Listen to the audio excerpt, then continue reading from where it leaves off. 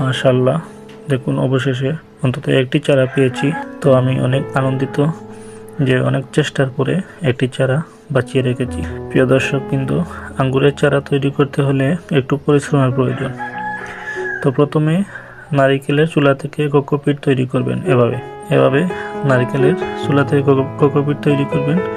আর সঙ্গে গোবর, শুকনা গোবর নেবেন। এটা একটু ভিজা গোবর, এটাকে আমি একদিন শুকিয়ে নেব। তো একদিন শুকিয়ে নেওয়ার পরে আমি এটা রোপণ করব। সঙ্গে একটি বালতি নিলাম, আর বালতিটির নিচ ফাটা। আর এটা দেখুন আঙ্গুরের বীজ, এটা বাজারের লাল আঙ্গুরের বীজ। তো এই বীজগুলাকে আমি দুই সিস্টেমে রোপণ করব আজকে। কিছু আঙ্গুরের বীজের মাথা ভেঙে দেব, এইভাবে মাথা ভেঙে দেব। এইভাবে খুব তাড়াতাড়ি এটা থেকে চারা গজাবে।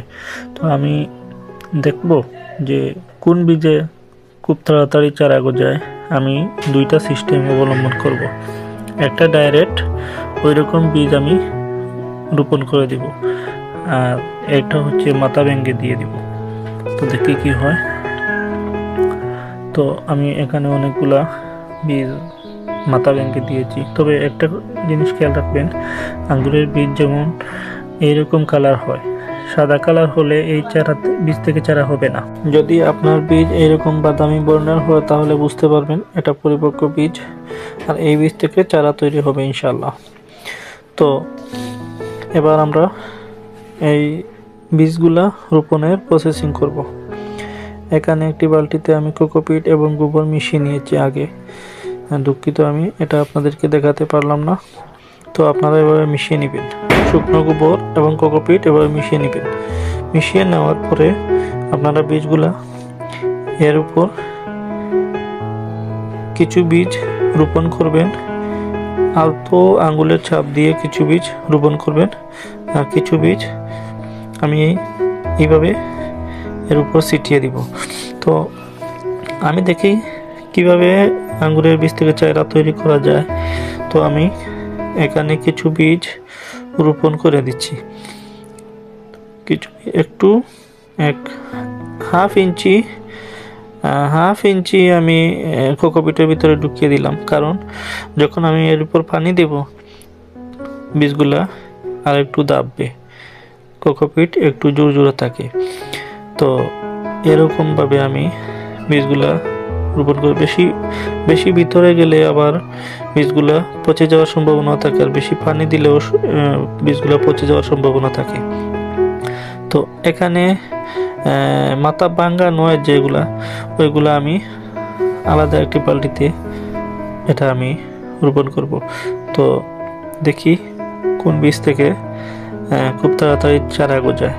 তো আপনারা এটা দেখলে বুঝতে পারবেন যে আঙ্গুরের বীজ থেকে চারা কিভাবে তৈরি করতে হয়। তো আমি এটার উপরে আমি হালকা বীজ ছেড়ে দিব। দেখুন এরকম ভাবে আমি বীজ ছেড়ে দিয়ে একটা বাঁশের টুকরা দিয়ে আমি এগুলাকে একটু একটু দাবিয়ে দিচ্ছি। দেখুন, তো আসলে যদি আপনারা সঠিকভাবে আঙ্গুরের বীজটা এভাবে রোপণ করতে পারেন তাহলে অবশ্যই বীজ থেকে চারা তৈরি হবে ইনশাল্লাহ। তো আমি এবার রোপণ করেছি যে আমার মনে হচ্ছে যে এ সময়টা আমি আঙ্গুরের বীজ থেকে চারা তৈরি করাটা ঠিক হচ্ছে না। তো কেন ঠিক হচ্ছে না আমি বলছি। দেখুন এখানে একটি গোলাপের ডাল, এই গোলাপের ডালটা আমি যে বালতির মধ্যে মাথা ভাঙ্গা নয় বীজ রোপণ করেছি ওটার ভিতরে আমি এটা গেড়ে দিব, কারণ তাহলে আমার বুঝতে অসুবিধা হবে না যে এটা মাথা ভাঙ্গা নয় বীজ। আর এই গোলাপের ডালটা থেকেও একটা চারা তৈরি হবে।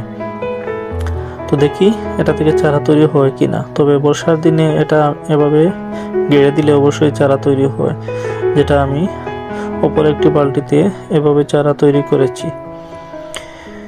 এইভাবে গোলাপের ডালটি গেড়ে দিবেন।